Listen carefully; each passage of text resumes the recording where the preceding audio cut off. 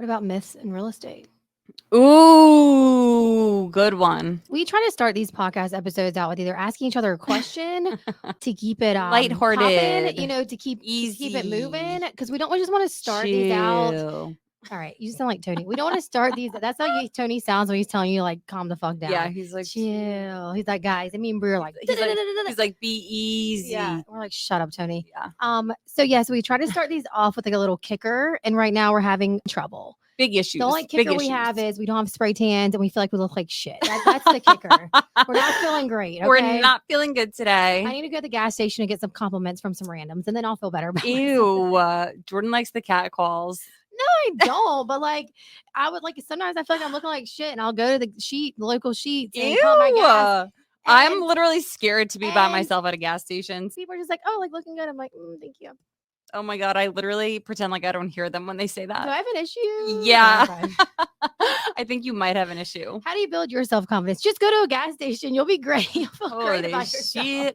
I need a whole day of like pampering to build my self-confidence. Yeah. It's self-care. Hair, nails, spray tan, going to get a new outfit, probably 4 for the week.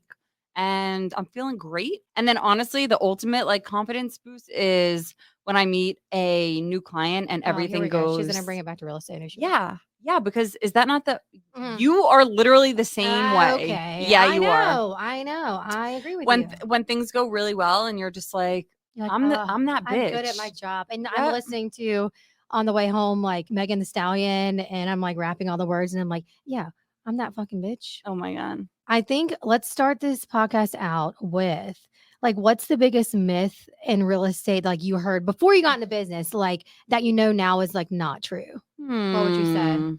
I think that it's easy. Like I think literally gonna. I think that it's easy. I feel like everyone says how easy it is and that like anyone can do it and you don't have to have a degree. Or you can and do like it anywhere, which is another thing that pisses me off because I've talked to a guy or two in the past that have been like, do you see yourself living in Raleigh forever? Like just trying to get to know each other, but that's way too much of a personal question. But I'm like, yeah, I love Raleigh. Yeah.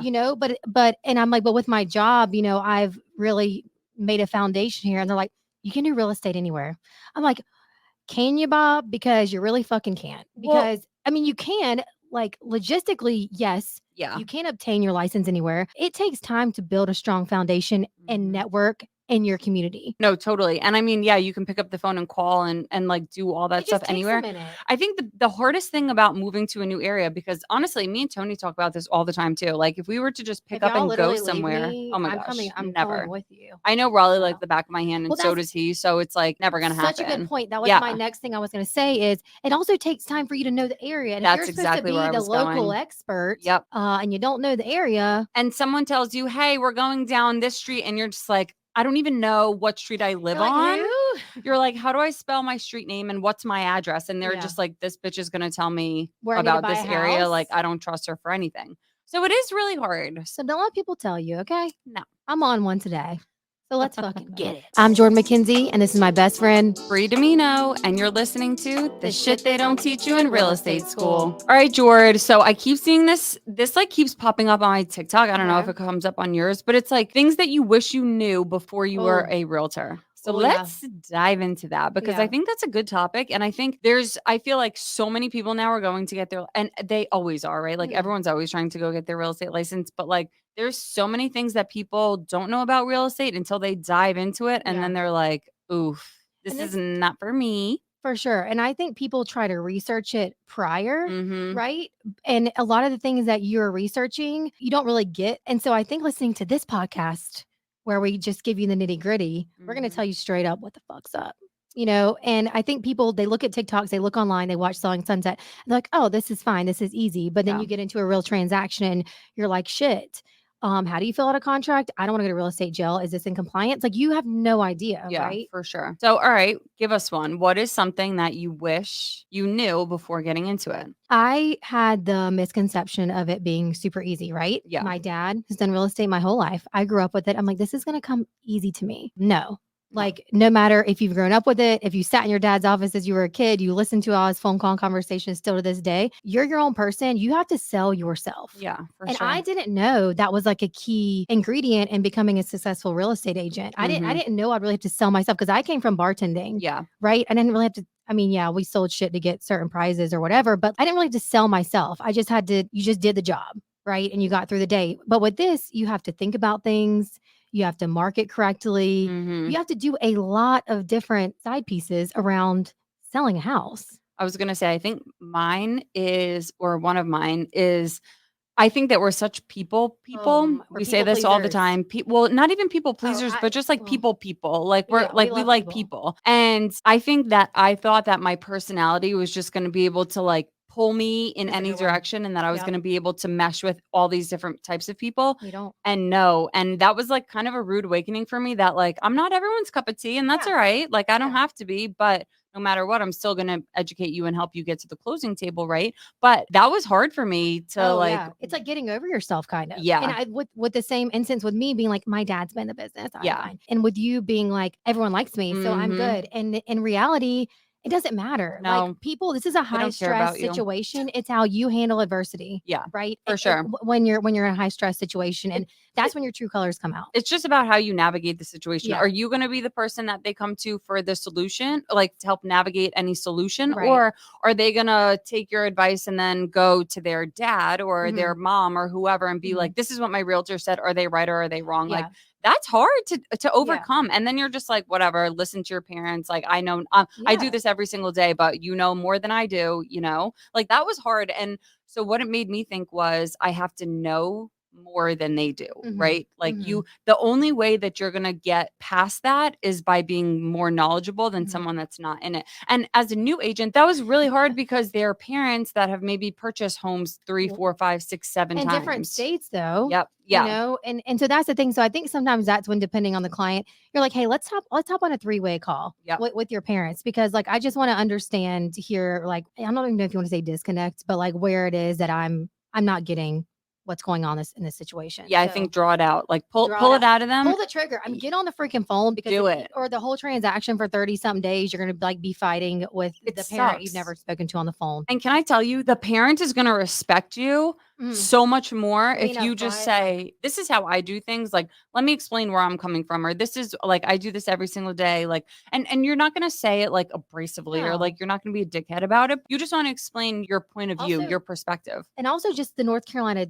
state law. Like this isn't my this is my process and this is what I practice, but it's because I have to practice it this way, because this is what North Carolina state law tells me to do. And people who have bought in different states just don't know that. So it's just a simple phone call. So do yourself a favor and just bite the damn bullet and talk to the parents. Yep. Right. And I think too, I mean, when we hear, so parents are going to push things that they've gone through onto their kids, points. Right? Like they're going to say, no, this is something super important because we've dealt with that and we don't want you to deal with that, and whatever the case is, because they've bought all these homes. So me, right? I don't have contact with the parents. I have no idea. Maybe the kids don't even know what their parents went through at that point. So when you're able to just get in front of the parent and just like pull that out of them, they're going to tell you what their objection is. Like, hey, I had a parent tell me that when they lived in a house in Massachusetts, pipes were a huge thing. And they were like grilling me about pipes. And I had no idea why they were being so like particular about these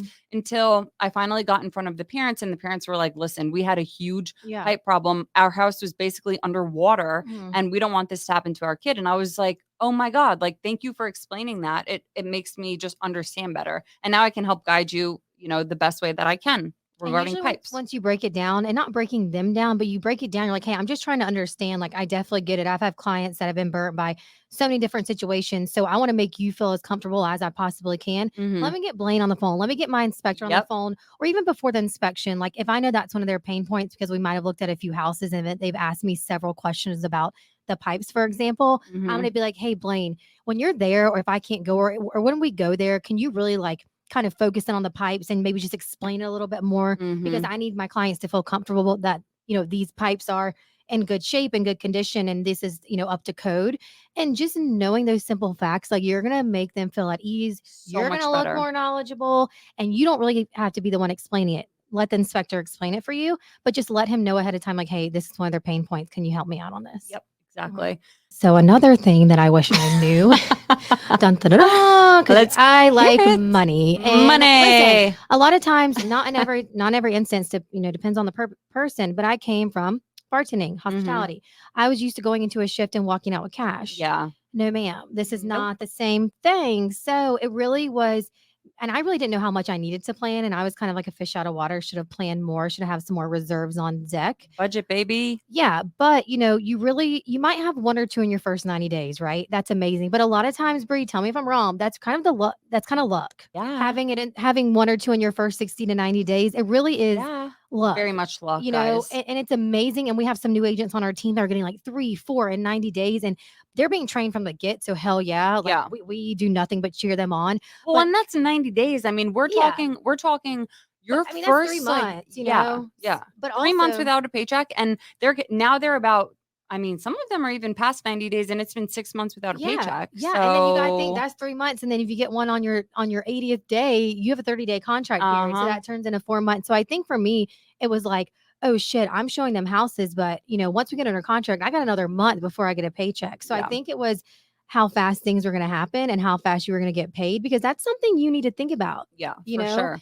And especially if you're on a team like we are, where you can't have a side job because they want us to be solely focused on real estate because we're getting these amazing leads, which I 100% understand. And also, I'm sorry, we've talked about this before. If you're doing it part-time, can't do it. It's freaking hard. Like you really can't do it. On researching the market, on doing the trainings. I think at that point you just need to exit the industry. Like, and that might be the harsh truth, but I'm sorry. No, like honestly, you want a disservice to your clients because you don't know the freaking market.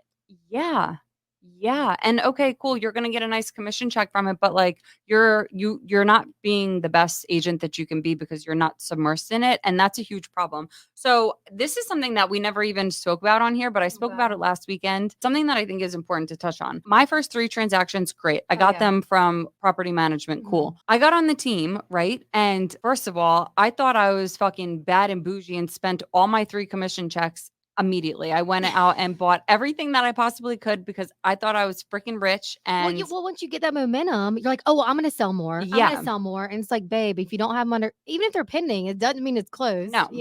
Yeah. And so I don't know who I thought I was or what I was doing. Was something, didn't you? Yeah. And spent all of that money, and I will never do that again. But we got to have some reserves. Got renovation without telling Tony. Got to have some reserves. It's fine. But then I got onto a team, right? And we were not a Zillow Flex team at that time. We were not a Zillow Flex team. Well, the first 90 days, we didn't get leads. No. Because you had to go through like your trial period where you had to make the calls. They wanted you to learn how to do the hard things, which once again, I understand. I was like turned off of the leads because I had a part-time job. I was working at a restaurant, whatever. They were like, well, if you're going to be working there, well, then you're not going to be turned on leads and you have to work your pipeline. So I would come into the office crying every day and having to go on walks because I was so devastated. And I was like, maybe real estate is not for me. Yeah. And I feel like I don't really talk about that often. And that's like a huge thing. And we talked about how you went through that too. Yeah. But it's like when I had no leads, what did I do? I literally went onto Facebook and joined every freaking group that I possibly could. And I just started DMing anyone that said that they were thinking about moving to the Raleigh area. And that's how I got so good with my Facebook groups. Yeah, you're great at that. You know who my first client was? I mean, but my first client was this spawn of Satan. I'm so my first client, she was not a very like nice lady. She was very negative, and I just needed positivity. I was like drowning myself in positivity, and she was the complete opposite, and she was so negative. And that lead, she wanted to buy a house that was 2 hours away from Raleigh. And so anytime she needed to go see a house, I was driving 2 hours away. I'll show you. Inspection. She was, where was it at? In Rayford. Like, I don't even know where that is. I'm never going back. I think that some people like don't realize that like it is a mind fuck, and like positivity and all of that is so important. But another thing I wish I knew was spending the money on things that you really don't need to spend money on. Ooh. Like I was buying all of the Etsy buyer seller guides. Yeah, let's touch on this for a minute. And I called my dad and I'm like, Dad, I just downloaded this buyer guide. Look how pretty it is. Like, look, I did it all on Canva. I'm just Canva queen because I had nothing else to do. And my dad's like, did you pick up the phone today? I'm like, for what? Like, for what? And he's I don't like, need to speak to anyone. They're going to all buy my buyer's guide. They love my buyer's guide. My dad's like, well, if you don't got any clients, who you going to give it to? Yeah. And I was like, damn, you're not wrong. So I think I spent money on, and you can say what you spent money on because you spent some money on some dumb shit too. And sorry, but I spent money on the things, and I was wasting time on the things that really they weren't helping my business grow. They weren't doing anything for me. I wasn't doing the actions. I was just doing the things behind the scenes that I thought I could just get by with because I was scared. And the thing was too, we started off independent, right? Both of us started off independent. And so we were like, well, this is what all the teams have. This is what they're doing. I need to look as good as them and professional as them. No, you don't. Yeah. They have hundreds of thousands of leads that come in every single month. Meanwhile, me and Jordan are trying to pick up anyone from Instagram, right? Like that's not how that works. We need it. And we just didn't know. And so you don't know what you don't know, but we're telling you now, new agents and people about to pass a real estate exam, that don't go spend money on dumb shit. You need to be right now focusing on teams to interview with. If you want to be on a team, which I highly, highly, highly suggest when you're a new agent because you need the damn help, go be on a team or find a really good mentor that is willing to teach you and spend time with you and let them pay for it. Yeah, let them pay for it. They have the experience, they have the budgets to do these things, and they want you to sell, and they will train you to do these things properly if you do the right research and you pick the right people to surround yourself with. I'm going to be honest, Canva's not doing anything for you. Etsy is not doing anything for you. Like you need to be in the environment. You need to be learning something new every day. And soaking it in. Yeah. What are you learning on Canva? You're learning how to put a little picture, a clip art on your document. Like you're scared. I mean, and that's what I did. I was scared. I didn't want to pick up the phone. I didn't know what to say.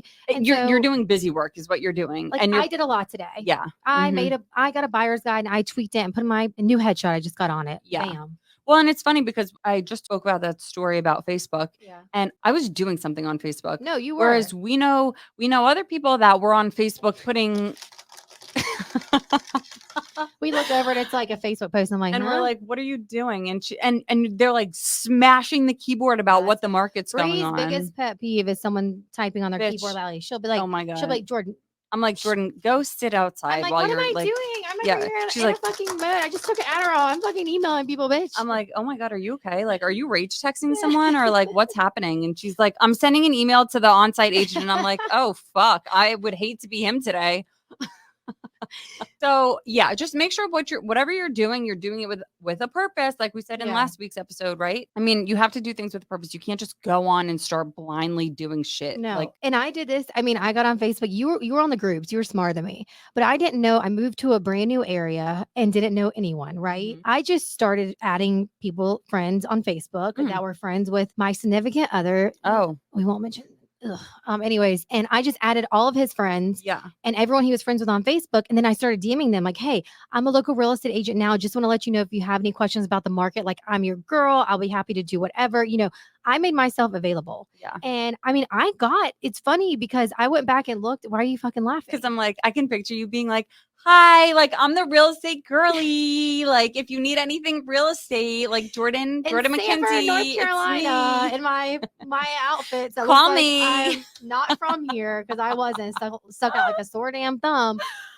But I was trying to put myself out there, and that's the thing. Like, so I was using the tools, and I don't think I was quite ready to like make the calls because I didn't know what the fuck to say. No, for sure. Yeah. But like I was doing, I thought I was doing something. And it's funny because I looked back and I've got like a few listings from Sanford. And it's funny, they'll add me on Facebook or whatever, Instagram. But I'll look back at our Facebook messages and like I messaged them like 3 years ago. That and is I'm so like, funny. And I always laugh about it. I'm like, oh my God, like this is just funny how it like comes full circle, right? But I think that's just putting your ass out there. Yeah. I think, okay, another thing that I wish I knew. So I feel that there's like a very old school way to do things. Mm-hmm. And then there's like the new school, like new Emperor's New Groove. Is that a thing? Is that a thing? We're going to use a Disney reference, I guess. If that's what you want to do. We're here. Fucking keep it moving. Like, I guess what was just on my mind was like that Roman Empire. Oh my God. Roman Empire. Okay. What do we got? The women version of that. What is it? Is John Benet Ramsey. Who the fuck is that? Are you too young? Like, honestly, Brianna. John Benet Ramsey? Ask your damn mama. The pageant the pageant queen that literally, they found her in the basement, killed, and they thought her brother did it, and they still don't know who did it. Like, oh my God. You text your mom right the frick now, because John Benet Ramsey? John Benet Ramsey, a little blonde pageant queen. Oh my God. Yeah, she's probably as old as me. How old is she? Oh my God, she's so cute. Yeah, 1996. Yeah, I was 1 year old. Oh, God help us. Bree's the same age of us, all my boyfriends. So cheers. Cheers. But yeah, so that's so funny. I don't know where I was going with that. Oh, new Emperor's New Groove. The new way of doing things. New way of doing things. I think Let's hear that it. what we were told going into it was to go through, and honestly, people still do this to me when they when they start a new job, and I'm just like, don't do that. Stop. You're not just picking up your phone and calling everyone in your database to be like, hey, this is what I'm doing now. Like, I think that the way to do it is to gradually post and show your experience. Say, people are gonna see that, and if you start posting, like we've said from the damn get, yep. Book a showing at a house, a cute house. Go there and act like you're showing a client. Yeah. Okay. Fake like you're working, because fake it till you freaking make it in the beginning. Show people and stand out on Instagram and show people that you're a realtor. Yeah. Right. I think, and then that's when my family was calling me and messaging me like, oh my God, Jordan, you're so busy. I'm like, I'm really fucking not. But like, yeah, I'm trying to be. Or even to go on, like I used to do these little rants in my car where I would talk about, and you got in trouble. Well, yeah, I did, but it would be Honestly, so funny. I thought they were hilarious. They were so freaking funny. But I would literally go on and like explain something that happened that day and like how I overcame it or whatever the issue was. Like I would just got in trouble for the purple walls. That comment. Instead of Bree, like just my version of Bree's like going on rants about these people's like how they painted their walls purple. I'd be like, listen, Susie, no one wants your purple walls. That's literally what she said. It wasn't. Yeah, she got in trouble for that one. Yeah. But I would say, oh, she's cute. She's different. Like when they literally had the Bible verses like up the staircase on the stairs. I'm like, oh yeah, you would do that. Oh, I see what you guys were doing here. Okay. And so you make it sound like, you're kind of making fun of it, but like you're not, because you don't know when the listing agent is watching. No, and you don't know if your people might actually like the Bible verses on the stairs. So you like them too. Oh my gosh, one of the funniest things. So, and this literally goes back to exactly what we're saying. But so I always thought like having a tree lined backyard was like such a good thing. Like, wouldn't you think that that's a huge selling point? I mean, yeah, but I don't like snakes. Why? I fucking hate snakes. But I just thought like privacy, like nice, tree lined, you know? I feel you. And so I'm like at this new construction. I'm with this family of 7. You get yourself in some shit sometimes. It's so funny. It's so funny. Keep it going. And I'm just like, okay, like let's go to this house. Like this one has the nice tree lines backyard. Like that one is like you're in the middle of the neighborhood. Like everyone's gonna be looking into your backyard, whatever. And I'm like egging on this tree line backyard. You're here for the tree line. You're the fucking girl that's gonna sell a tree line lot. Let's go. You want all the privacy so you can walk around your backyard naked, right? This woman was like, Bree, I don't like the tree line backyard. And I was like, noted. Okay, fuck the tree line backyard. We're going to the one where everyone can see you. You do have to be careful though. You do. I swear to God, I have done the same thing. And these are clients who I know, like who I've shown homes to. And I'm like, oh, I know they hate that. But then like they really like it. And I'm like over here kind of not talking shit, but I'm over here like, yeah. And they're like, oh, actually like we like that. And I'm like 14 houses ago, like you hated and that. I remembered that because I'm a good agent, and they're like, actually I like that. So I think you say the positives of the house when you walk in, right? But then you let them, especially if you've known them for a minute, like you don't have to be up their ass walking around the house. Like you go and check out the things you need to check out that you do every time because it makes you look knowledgeable. And then, you guys come back together or you walk around it together, whatever. But like at some point when you've been working with them for a while, you kind of know your song and dance of when you look at a house, and you let them do their thing. A little bit more than not, because they know what they're looking for. But I think you come in non-biased. Guys, the house is not for you. I hate to break it to you. No. It doesn't matter if the house is cute. Doesn't matter if whatever. No. Like your opinion is irrelevant and it doesn't matter. And so stop spewing your opinion onto your clients. It doesn't matter. And this is what kind of, and my client kind of called me out, the new clients I met this weekend who I'm getting obsessed with. Yeah. And he was like, because they wanted a smaller square foot house, right? But we saw this one that was just amazing. That was like 1,000 square feet more and it's bigger than what they wanted. But holy shit, like just the interior elements, everything was there for this house, right? And so I kind of agreed with both of them because and that's what one of the husbands was like, oh, is that what you do? Just agree? And I'm like, no. No, I know what you're saying here. I said, but look, he likes this for these reasons. And I listed them out. Yeah. You like this house for these reasons. And I listed them out. And they were like, oh, you're really paying attention. And I'm like, no, 100% I am. But you like it for different things. So I just want to lay that out for you guys on the forefront. And so that's when you become the person they trust. Yeah. You know what I mean? You're not that opinionated, but you lay the facts and you reiterate what they've said about each house. Exactly. I'm taking it. And I tell them this up front. Little tip, yeah. Not to be rude. I'm not Especially if they have iPhones and your notes app, Bree literally taught me this. I will share the notes with them. And if we're looking at like 6 houses that day, now I include the ones that they really, like. Yeah. And I'm taking a picture of the house, taking pictures of the things they liked in the house, backyard, and then leaving notes. And when we're done with the showings, and I'll say like, hey, I'm listening to you. I'm just taking quick notes in my phone. Okay. And then the end of the time you share it with them and they're like, holy shit. They're like, oh, thank you so much. Because everything starts blending into one. They don't remember. And they have no clue. And so Tony does this too. And I love that he does this, but he makes his if he's looking at more than 3 houses, he makes his people name the house. And so good. Such a cute thing. Good. That's what we did this past weekend too. We're like, this is the Bluebird house. Yep. We saw the Bluebirds. This is the Stunner. This is, and it makes it so cute. And then I also do this for my clients coming out of town. I'm not a spreadsheet girly. Okay. Yeah. I don't get it. Jill has to help me do it. But I do it. And I put all the houses we were planning on seeing, they were focusing on new construction and lots. So that can be really confusing when you're just looking at a lot, right? Sure. We even named the lot. We named the neighborhood like a nickname. And then I put, who was the builder, price, obviously, and then comments. And then after the first day, I went back in and filled in all the comments with the little nicknames.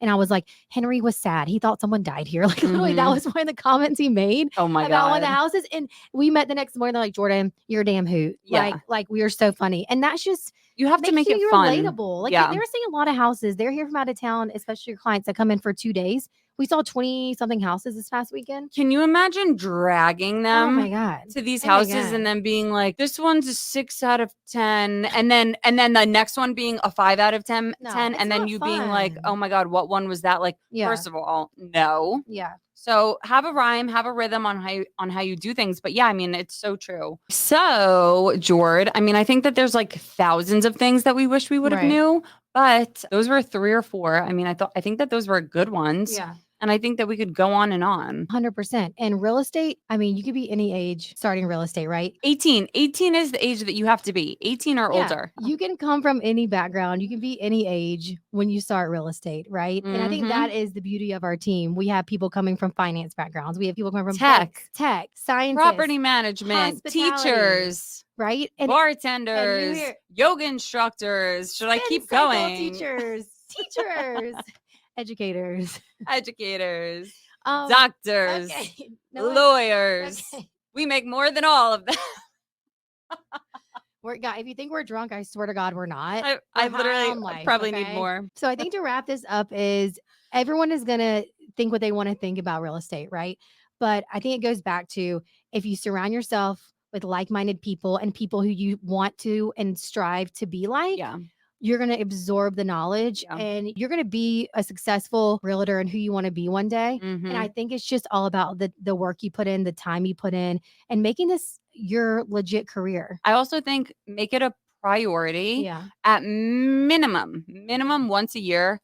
Get to a convention, an event, something like that, because it's so good to be like, we're around our team all the time and I love it. It's great weekly, all the time, daily, whatever it is. But to be around other people and then to hear their stories and to hear what they do and what's working for them, like I thrive off of that. So do you. We drink the Kool-Aid. Every event we go to, me and Brie are fucking front row. Yeah, we're pumping it into our blood. We're playing in the outfits. We're in the front row. We're there, baby. We're fucking yelling. It's amazing. Jumping in the air. But there are a lot of things that people think about real estate that just simply aren't true. From the TV shows. Are we starting this again? Simply not true. From the TV shows, from the podcast, from, whatever you may listen to, whatever you get your information from. And I think it just comes down to, are you willing to put in the work? Yeah. You got to take the action. Do it daily. Action takers are money makers. Money makers, baby. Cheers to that. See y'all next week. Bye.